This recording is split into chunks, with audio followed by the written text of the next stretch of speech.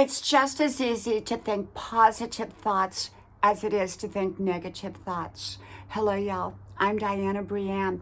So I got to thinking today about how it's just as easy to navigate your mind in a positive direction as it is to navigate your mind in a negative direction.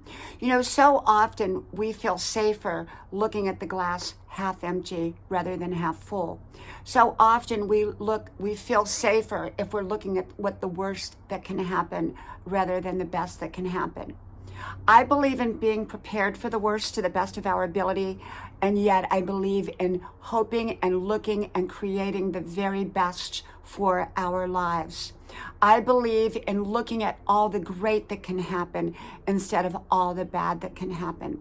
You know, sometimes my husband has to remind me it's all going to be okay, just like your daddy said. You know, my daddy used to always say, it's all going to work out. It's all going to be okay. And my mama used to say, we're going to get through this together. And I truly, truly do believe that it's all going to work out. You know, sometimes we go through tough and difficult and challenging times. That can happen to anybody for any reason. Okay, but we've got to keep that positive mindset. We've got to keep looking at where we want to go, how we want to end up, the results that we want, instead of what we're scared of and what we're afraid might happen. We need to navigate our minds in the most positive direction that we know how. Keep that positive attitude. Every time you have a negative thought, replace it with a positive one. Replace it with 10 positive thoughts for every negative one you have. I can do it. I can make it through whatever it is. I can get through it.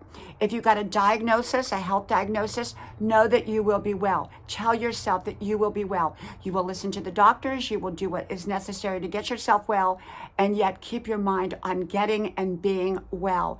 If you're going through a relationship crisis, a job crisis, any kind of crisis, believe that you can make whatever the results happen that you want to happen, that you will get a better job even than the one you had, that your relationship will get better and better.